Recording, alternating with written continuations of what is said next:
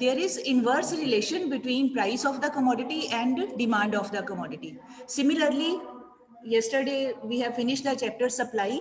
तो उसके according what is the relation between supply of a commodity and price? Positive relation is there. ठीक है, एक हमने और concept किया, एक किया market demand and एक कर लिया हमने market supply. तो मार्केट डिमांड के अकॉर्डिंग भी डिमांड का रिलेशन इनवर्स है, पूरी मार्केट में सभी ऐसा बिहेव करते हैं. Similarly in whole of the market all the sellers they also behave in the same manner, means having positive relation between price and supply of the commodity. That means in simple terms, supply curve is a positively sloped curve and demand curve is a negatively sloped curve. बोल है तो ये line है, but बोलने में curve भी बोल देते हैं. ठीक है, सो equilibrium price means, equilibrium word का मतलब होता है बैलेंस्ड सिचुएशन. जो जहाँ है वहीं पर बहुत खुश है, कोई वेरिएशन नहीं चाहता, everybody is fully satisfied, balanced position. I hope you remember consumer equilibrium एक टॉपिक किया था. इक्विलिब्रियम मतलब ऐसा situation, that type of situation in which one is fully satisfied and that person does not want any change in that situation. That situation is called balanced situation. ठीक है, equilibrium में है, भाई satisfied है, जो भी है जैसा भी है हैप्पी है, उसके साथ सेटिस्फाइड है, कंटेंटेड है. तो ऐसे ही यहाँ पर है इक्विलिब्रियम प्राइस मतलब that price which gets determined at that point where market demand for a commodity becomes equal to market supply of that commodity. जहां भी किसी चीज की मार्केट में जितनी डिमांड है उतनी ही उसकी सप्लाई है, जहां पर ये इक्वालिटी हो जाती है that price is known as equilibrium price.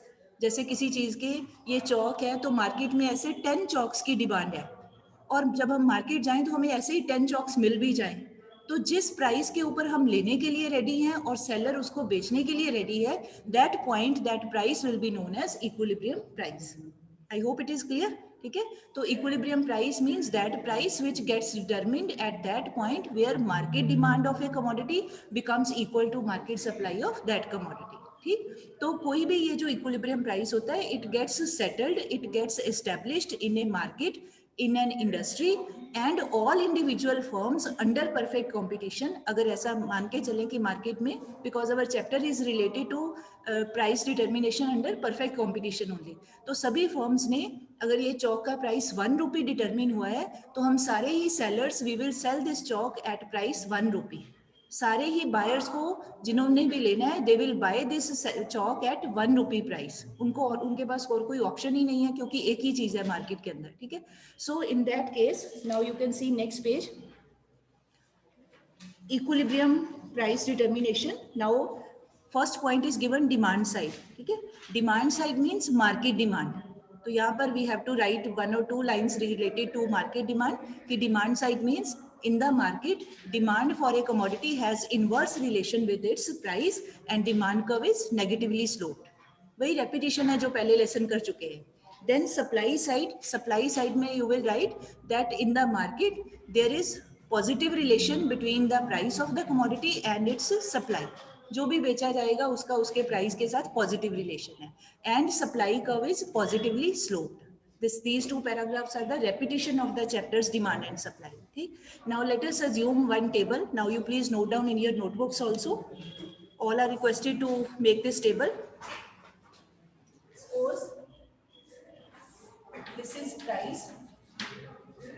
ये है हमारी demand. If you want to write, you can write market demand. Or should write यहाँ पर लिखना है हमें supply. चाहे आप मार्केट लिखना है वर्ड तो भी ठीक है, otherwise this word means market demand market supply. Price है हमारा रुपीस में और ये यूनिट्स है, ये भी यूनिट्स. मान लो ये पेन की बात हो रही है, कोई भी चीज एनी कमोडिटी. सपोज प्राइस है ये 5 4 3 2 1. ठीक, अब हमने ये इमेजिनरी टेबल है, अपनी ओर से बना रहे हैं, हाइपोथेटिकल टेबल है. दैट मीन्स डिमांड के साथ कैसा रिलेशन दिखाना है, हमने नेगेटिव रिलेशन दिखाना है. When price is 5 rupees, suppose 1 unit of this 10 units of this commodity are being demanded. Price हो गया 4, डिमांड बढ़ती 20. प्राइस कम हो गया और 33, डिमांड बढ़ती होगी 30. यहाँ पर हो गई 40, यहाँ पर हो गई 50. ओनली शोइंग इनवर्स रिलेशन कि price is coming down, demand is increasing. या इन अदर फॉर्म बोलना हो, price is increasing, demand is coming down. ठीक है, this table is showing the relation between price and demand. Now ignore this demand column, इसको छोड़ दे. अब हमने supply का व्यू पॉइंट करना है. नाउ सप्लाई के लिए when price is high, supply is high. When price comes down, supply also comes down. तो let us take the same values. यहाँ पर क्या लिख देंगे, हाई प्राइस है, suppose 50 units are being supplied. Price कम हो गया 40 units, 30 units, 20 units and 10 units. You may take any value of your choice, hardly matters. ठीक. Now you see डिमांड को छोड़ दे तो इस कॉलम के साथ आप देखो रिलेशन कैसा बन जाए, पॉजिटिव रिलेशन है. हाई प्राइस के ऊपर more things are being supplied, lower price के ऊपर less number of things are being supplied. Now you please observe very carefully at which point demand and supply are becoming equal to each other. When 30 units they are being demanded and they are being supplied, कब, when price is 3 rupees. ठीक है, now you underline this line, you can keep it in this rectangle only to highlight this. यहाँ पर आपने लिख देना है equilibrium price. This 3 rupees price is equilibrium price. क्यों? Because here at this price consumers are demanding 30 units of the commodity as well as sellers or suppliers, they are supplying 30 units of commodity. जिस point के ऊपर ये दोनों equal हो जाए, ये market demand and supply, that point is called, that price is called equilibrium price. And ये जो 30 यूनिट्स हैं, this will be called equilibrium quantity. Equilibrium quantity का मतलब इतनी ही डिमांड है, उतनी ही सप्लाई है मार्केट के अंदर. I hope it is clear. ठीक है, now if we have to show this table in the form of diagram, then what can we do? Now we don't have to take the points, simply diagram can be drawn. Here please write down demand and supply and on y-axis price. ठीक है, यहाँ लिखना है price और यहाँ लिखना है. बेटे मास्क का बहाना लेके बातें नहीं करो, ये काम करने हैं तो I will send you a name for not for coming to school. Some noise is coming. Yes, so this is demand curve, PD demand curve. Points are not required, इतना टाइम नहीं होना आपके पास पेपर में कि point लगा के करें. That is understood, क्योंकि चैप्टर हम लोग कर चुके हैं डिमांड का. This is supply curve, SS supply curve. Equilibrium will take place at this point where both lines are intersecting each other. Intersecting means cutting each other. ठीक है, ये पॉइंट बन गया हमारा E point, equilibrium point, and OP is the equilibrium price. ठीक है, and अगर यहाँ दिखाना हो इक्विलिब्रियम क्वांटिटी तो ऐसे डॉटेड लाइन एक दिखा सकते हैं, OQ quantity means at this point demand is equal to supply. तो in this diagram, in this concept हम कहेंगे कि OP प्राइस डिटरमिन हुआ है, इक्विलिब्रियम प्राइस कब हुआ है? जब ये OQ quantity is being demanded in the market and sellers are supplying this quantity in the market. OQ is the equilibrium quantity, OP is the equilibrium price. ठीक. अच्छा, अब other two situations are also possible. Quite possible ये नहीं होता कि market में हम गए, जितना हमने प्राइस बोला उसी प्राइस पे हमें चीज मिल जाए, ऐसा भी नहीं होता है. Two other possibilities are there. हो सकता है ये प्राइस इसके ऊपर होता है, हायर प्राइस होता है, या एक्सट्रीमली इसके लोअर भी प्राइस हो सकता था मार्केट में. दोनों सिचुएशंस पॉसिबल है. तो लेट अस सी, अगर प्राइस ऊपर होता है या लेस होता तो then what would have happened. Let us see that. उसके लिए इसको थोड़ा सा रब कर देते हैं, बिकॉज थोड़ा सा वो कंजस्टेड सा बन जाता है. Now suppose this situation is there. P1 price. Now in this situation, अब आप ध्यान से देखिए and tell me, supply is more और demand is more. Supply is more. जो चीज राइट साइड को जाती है, एक्सिस पे हम ये काउंट करते हैं 0 1 2 3 4, जो चीज राइट साइड पे है वो ज्यादा है. That means supply is more than demand. ठीक. On the other side, अगर ये सिचुएशन होगा, मान लो ये प्राइस का नाम रख लेते हैं P2 प्राइस रख लेते हैं, यहाँ पे डिमांड इज मोर, क्योंकि डिमांड की लाइन टुवर्ड्स राइट साइड है. Demand is more than supply. ठीक. तो अगर supply is more than demand, तो that means here we can write excess supply. You please write down excess supply. जरूरत से ज्यादा चीजें जो है they are available in the market. Excess supply, more supply is there. And here what can we write? Excess demand.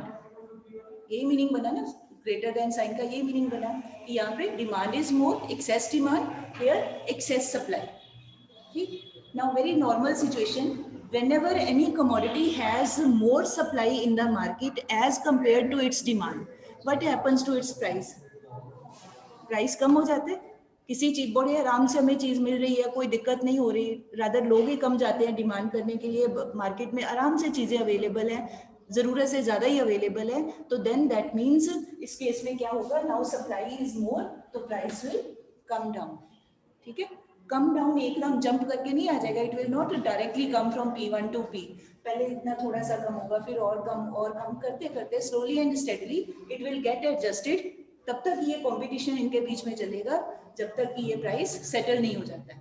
ठीक है. On the other side अगर demand is more, तो इन दिस केस आप सिंपली हम अपना market में देखते हैं, when commodities are not available और सारे लोग जाते हैं उसको मांगने के लिए, उसको परचेज करने के लिए, तो किसी भी चीज़ का जो प्राइस होता है दैट गेट्स इंक्रीज्ड, उसकी वैल्यू बढ़ जाती है, वैल्यू बने उसका प्राइस बढ़ जाता है, उसकी कीमत बढ़ जाती है. तो that means supply is less and demand is more, slowly and steadily it will keep on increasing, price धीरे धीरे बढ़ता जाएगा. अल्टीमेटली सेटल कहाँ पे होगा, it will get settled unless and until both these demand supply they don't become equal to each other, here price will go up. ठीक है. यहाँ पे you can write equilibrium price, demand is equal to supply. ठीक. अब इस case में हमने ये नीचे क्वांटिटी नहीं दिखाना बिकॉज डायग्राम फिर बड़ा कंजस्टेड सा हो जाता है. We can show only with the help of this diagram. So in your book you can see 2 boxes have been given, explanation has been given in the form of points. ये जो boxes diagram के साथ दिए हुए हैं वो दिए. ठीक है. So that is nothing new, whatever I have told the same explanation is given there. ठीक. अब now come to next page. Industry as a price maker and firm as a price taker. I hope all have drawn this diagram. Now industry as a price maker.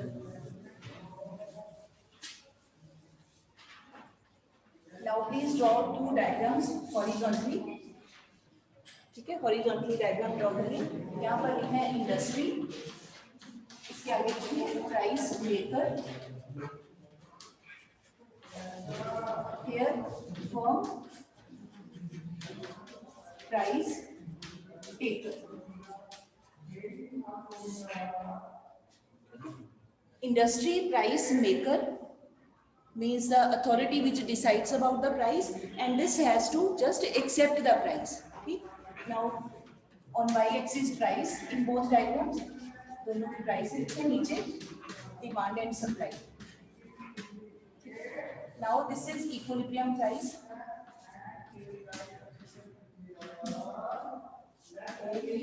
Equilibrium price. ठीक है. Equilibrium price और ये है हमारा equilibrium quantity. इसका मतलब है in any industry, कोई भी इंडस्ट्री है, कोई भी आप सोच सकते हो, any thing of your choice, कोई भी चीज़ की, मान लो पेन मैन्युफैक्चरिंग की इंडस्ट्री है, तो वहाँ पर सारे ही फर्म्स जितनी भी हैं इंडस्ट्री में, वो जितना भी उस पेन की मार्केट में डिमांड हो रही है और उसकी सप्लाई हो रही है, तो पूरी मार्केट में सपोज प्राइस डिसाइड होता है 10 रुपीज़. मान लो ये 10 रुपीज़ है, ये 10 रुपीज़. ठीक है. 10 रुपीज पेन का प्राइस डिसाइड हो गया 10 rupees, keeping in view all the suppliers and all the consumers. उनकी डिमांड और सप्लाई 10 रुपीज के ऊपर एडजस्ट हो गई, तो 10 रुपीज इक्विलिब्रियम प्राइस बन गया. ठीक. अब इस 10 रुपीज प्राइस के ऊपर ये प्राइस कहलाएगा कि ये इंडस्ट्री में बना है, इस करके ये इंडस्ट्री है प्राइस मेकर. अब कोई इंडिविजुअल जो सेलर है, इंडिविजुअल शॉपकीपर है, प्रोड्यूसर है या सप्लायर है, he has to sell pens at this price only. ठीक है. ये 10 रुपीज प्राइस के ऊपर ही उसको बेचना पड़ेगा, अपनी मर्जी से वो 10 से ज्यादा या कम नहीं कर सकता. अगर आपको याद हो, if you remember, this line is nothing else but the average revenue and marginal revenue line. उसमें ये क्या था ना, परफेक्ट कॉम्पिटिशन है, सेम प्राइस है, एक पेन 10 रुपीज का, 2 पेन्स 20 रुपीज के, 3 पेन्स 30 रुपीज के, 4 40 के and so on, same price है. So this is AR is equal to MR. AR means price of the commodity. ठीक. Now logically question may come to your mind कि क्यों एक seller जो है, producer या seller, why cannot he sell his product at a price more than 10 rupees or less than 10 rupees? Anybody can think. ठीक है. तो लेट अस सी क्यों नहीं कर सकता वो, why he has to remain stick to this price only. अब वो क्यों नहीं कर सकता? अब पहले ही हमें पता है कि this market is a perfect competition market. ठीक, अब perfect competition में first ही feature क्या किया था हमने, very large number of buyers and sellers are there. बहुत सारे बायर्स हैं जिनको वी कैन नॉट काउंट, उनका नंबर नहीं गिन सकते, अनगिनत है, अनलिमिटेड, बहुत सारे हैं, ठीक, बहुत सारे प्रोड्यूसर्स हैं और बहुत ही सारे बायर्स हैं उस चीज के. अगर ये प्रोड्यूस सेलर, ये shopkeeper, if he raises the price from 10 rupees to, कुछ भी ज्यादा कर लेता है, 11 रुपीज या 12 रुपीज बढ़ा देता है, मोर देन 10 कर देता है, ठीक, तो अब आप सोच के देखिए कि अगर ये बढ़ाता है तो इसके बहुत सारे competitors are also existing in the market. तो जो बायर्स हैं, what will they do, they will leave this product, because same homogeneous product है, जो चीज ये 11 रुपीज में दे रहा है वही चीज दूसरी शॉप में 10 रुपीज की मिल रही है.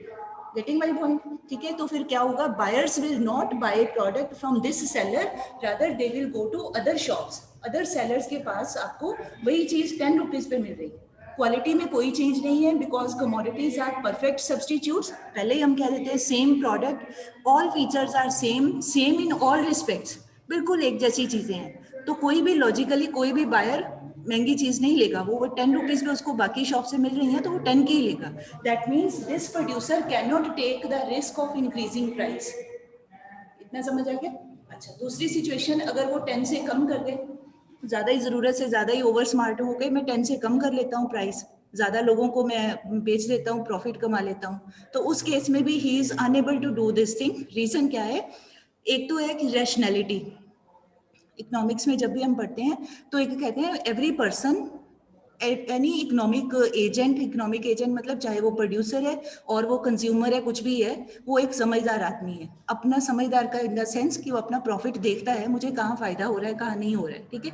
तो रैशनैलिटी उसको ये अलाउ करती है कि अगर वो कम कर दे प्राइस, तो क्या है, जब किसी आदमी को 10 रुपीज मिल रहे हैं तो पहला वैसे ही सोचा जाए तो कम क्यों करेगा वो. अगर किसी सेलर को आप सोच के देखो, आप दुकानदार हो, आप सेलर हो, आपको चीज के 10 रुपीज मिल रहे हैं, तो आपको कोई समझदार नहीं कहेगा कि आप 10 की बजाय 9 का चीज बेचो, जब आपको 10 मिल रहे हैं मार्केट में, ठीक. एक तो ये है.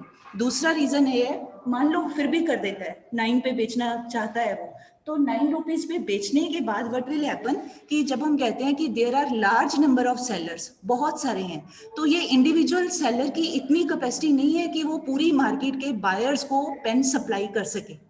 चीजें बनाने की हिम्मत इसके पास है 4, और उसके खरीदने वाले आ जाएं 50 लोग, तो उतनी उसकी कैपेसिटी 4 चीजें बनाने की है, वो 50 लोगों की नीड को केटर नहीं कर सकता है, उनकी जरूरतों को पूरा नहीं कर सकता है, और 4 लोगों को भी वो 9 रुपीज प्राइस पे बेचे तो उसका अपना ही नुकसान है, जबकि उसको 10 रुपीज मिल सकते थे, ठीक है. तो इसका मतलब हो गया, क्योंकि size of an individual seller is a very negligible size, बहुत ही कम है, बहुत ही स्मॉल पर्सन है, स्मॉल पर्सन स्टेचर में नहीं, स्मॉल इन द सेंस कि उसकी प्रोडक्टिव कैपेसिटी बहुत कम है, थोड़ा ही प्रोड्यूस कर सकता है, उसके कॉम्पिटिटर बहुत सारे हैं.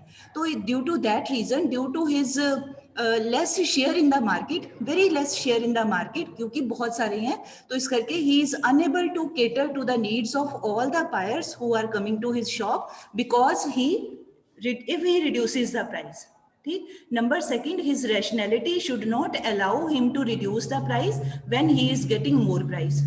समझदारी तो इसी में है कि ज्यादा प्राइस पे बेचे, फिर भी अगर होशियारी करता है तो भी सबकी जरूरतों को पूरा नहीं कर सकता, प्रॉफिट कमा नहीं सकता, रादर कम प्राइस पे बेच के अपना ही नुकसान करेगा. तो फिर कोई भी ऐसा नहीं करना चाहता. तो फिर सिचुएशन क्या बच गई, ना तो वो बढ़ा सकता है, ना बढ़ाएगा तो बायर चले जाएंगे, कम करता है तो भी फायदा नहीं होता है बल्कि अपना नुकसान हो रहा है. Then that is why he has to remain stick to this very point. इसी के ऊपर ही बेचने में उसकी समझदारी है. That is why it is said कि जो प्राइस है वो पूरी मार्केट में, इंडस्ट्री में तय होता है, और इंडिविजुअल शॉपकीपर, सेलर, पर्सन, कुछ भी नाम दे दे उसको, वो पर्सन को इसी प्राइस के ऊपर सेल करना पड़ता है. So that is why this adjective is written price taker. Taker का मतलब भी जो डिसाइड हो गया उसी को बेचने में ही उसकी समझदारी है, उसकी रैशनैलिटी है, उससे ऊपर नीचे वो नहीं कर सकता. I hope this point is clear, ठीक. अच्छा, उसके बाद है, अब हमने मेन हमारा स्ट्रेस होगा ये वाली साइड के ऊपर. Now please make the heading. अब हमने देखना है कि अगर डिमांड और सप्लाई में चेंजेस आ जाएं तो then what will happen to this equilibrium price. So please make the heading, shifts in market demand shifts in market demand and its effect on equilibrium price. Shifts in market demand, shifts in market demand and its effect on equilibrium price.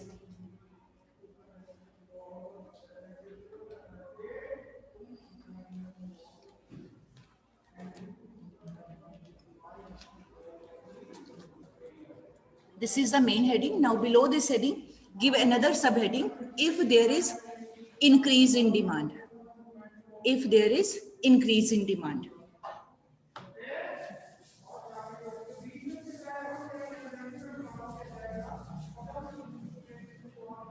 Now let us see. Draw this diagram, original situation, anywhere you can draw. मान लो ये हमारा original supply curve, ये demand curve, this is original E point, OP is the equilibrium price. ठीक है, I hope this is clear. यहाँ price है, यहाँ demand supply है. मुझे बार बार लिखना पड़ता है, इस करके मैं छोड़ देती हूँ, बट आपने पेपर में पूरा लिख दिया. ठीक, ओपी प्राइस है. Now suppose supply remains same, there is no change in supply, मतलब सप्लाई की जो लाइन है वो वैसे की वैसी रहती है. Suppose there is increase in demand, लोगों की, कंज्यूमर की इनकम बढ़ गई, या उसको ये प्रोडक्ट अच्छा लगना शुरू हो गया, उसका टेस्ट डेवलप हो गया, जो भी इंक्रीज इन डिमांड के रीजंस है, एनी रीजन इज पॉसिबल, तो डिमांड बढ़ गई. Then now please tell what will happen to demand curve if there is increase in demand. ठीक है, तो क्या होगा, there will be rightward shifting in the demand curve. तो ये ओरिजिनल डिमांड कर्व है, राइटवर्ड मतलब इस साइड पे शिफ्टिंग हो जाएगी. दैट मींस ये D1 न्यू डिमांड कर्व. अब आपको यहाँ पे increase decrease should be very much clear this concept, otherwise आपको समझ नहीं आएगा. इंक्रीज इन डिमांड होगी. Now equilibrium will take place. Equilibrium की वही कंडीशन है, इक्विलिब्रियम वही होने जहाँ demand supply become equal to each other. Now new demand curve and ये old supply curve, they are becoming equal at this point. जहाँ तक, जब तक इक्वल नहीं होंगे इक्विलिब्रियम नहीं होगा. तो क्योंकि now we are considering new demand, तो उसके अकॉर्डिंग ये पॉइंट बने. That means this is our E1 point, ये हो जाएगा B. ठीक है, that means if supply remains same and there is increase in demand of the commodity product, then equilibrium price will go up. Market में demand बढ़ गई तो naturally चीज महंगी हो जाएगी, price will go up. Now let us see what can happen to supply this quantity. ये है मान लो हमारी ओरिजिनल क्वांटिटी, ई पॉइंट से जो पहले था ओरिजिनल क्वांटिटी है. नाउ न्यू इक्विलिब्रियम पॉइंट, वहां से देख लीजिए क्या बनता है हमारा quantity, new quantity. Very simple chapter. आपने देखो आपका न्यू पॉइंट कहाँ पे बना, towards the right side of the original quantity, तो आपका एरो राइटवर्ड जाएगा. ठीक, that means if there is demand, increase in demand in the market, equilibrium price increases as well as equilibrium quantity that is also increasing. ठीक. Now second situation, make second heading. If there is decrease in demand, supply remains same and there is if there is decrease in demand. Actually ma'am. Hello, Manju. Ma'am, in case of yes ma'am. Ma'am in case of wholesalers as price takers, ma'am वो तो ma'am चीज कम में बेचते हैं. Market price tell you later after finishing the concept, I will tell you later. ठीक है, यहाँ पर होलसेल रिटेल की कोई बात नहीं है, इंडस्ट्री की बात हो रही है. वो कोई भी इंडस्ट्री हो, वेदर रिटेल प्रोडक्ट की इंडस्ट्री हो या होलसेल की हो, जो भी उनका प्राइस है वो नहीं हमारा क्वेश्चन है कि कम और ज्यादा क्या है. जो भी बेच रहा है उसका वो प्राइस कैसे डिटरमिन हो रहा है, दैट इज द क्वेश्चन. ठीक है, होलसेल वाले हैं तो ये होलसेल का प्राइस है, अगर आप मानना चाहते हो रिटेल मार्केट है तो ये उसका प्राइस है. ठीक, yes. Now please draw another diagram in which now this is original situation. Okay, please label the curves also. But a boy sit properly. This is, do you think is it the right way to sit in the classroom relaxing like this? You are not awkward the plate here. Sit actively and smartly. This is SS supply curve. ये demand curve. ठीक है. Now nothing is happening to supply, it is remaining same. Now we are assuming कि if demand of the commodity that decreases, अगर वो कम हो जाए, तो अगर there is decrease in demand then what will happen to demand curve, it will shift leftward, backward, ठीक है। तो ये आप न्यू डिमांड कर्व बना देंगे, D1 D1 इसका नाम रख लो, D डैश कर लो, हार्डली मैटर्स, ये हो गया D1 D1। Now this is the new equilibrium point E1, ठीक। अब यहाँ से let us see what is happening to price.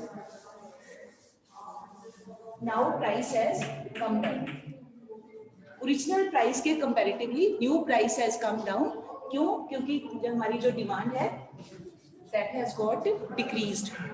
Market में डिमांड कम हो गई तो उसका रिजल्ट ये हुआ कि प्राइस कम हो गया। Let us see what is happening to quantity. उसको क्या हो रहा है? Let us see. ये हमारी है ओरिजिनल क्वांटिटी, ये D1 इसका, ये ओरिजिनल क्वांटिटी है। As per this new equilibrium point, यहाँ से अगर देखें क्या हो रहा है क्वांटिटी को, it is coming towards left side, leftward है। That means क्वांटिटी जो मार्केट में डिमांड एंड सप्लाई की जा रही है, quantity demanded and supplied that has also got decreased, पीछे हो गई है, कम हो गई है। अगर पहले 20 चीजें मांगी जा रही हैं और दी जा रही हैं, अब मान लो ये 15 चीजें डिमांड और सप्लाई हो रही है आपकी, means equilibrium quantity has also got reduced. Reason क्या है इसके पीछे? Reason is only one, because in the market there is decrease in demand, ठीक। अच्छा, अब आपने जब प्रैक्टिस करोगे तो it's not necessary to draw 2 diagrams, book में 2 diagrams have been given, but आप जब प्रैक्टिस हो जाती है आपकी, you can show both the situations in one diagram also, एक इंक्रीज दिखा के एक डिक्रीज दिखा के दोनों दिखाए जा सकते हैं, ठीक। बट विद प्रैक्टिस अगर नहीं समझ में आते then you better to use 2 diagrams only. Now next heading दीजिए, शिफ्ट्स इन मार्केट सप्लाई। अभी हमने किया था changes in shifts in demand, अब हमने करना है shifts in supply. So heading is shifts in market supply and its effects on equilibrium price. Shifts in market supply and its effect on equilibrium price, ठीक है। अब again shifts in supply can take place in 2 manners, there can be increase in supply, there can be decrease in supply, ठीक है। अब जैसे ये demand का किया था same way, now first sub heading बनाइए, if there is increase in supply, ठीक है। शिफ्ट, क्योंकि शिफ्ट दोनों ही हो सकती हैं, जरूरी नहीं पहले इंक्रीज ही बनाना, आपका जो मन करे दोनों ही बनाए जा सकते हैं। So I am telling you increase in supply तो पहले वो बना लेते हैं, otherwise both are to be draw.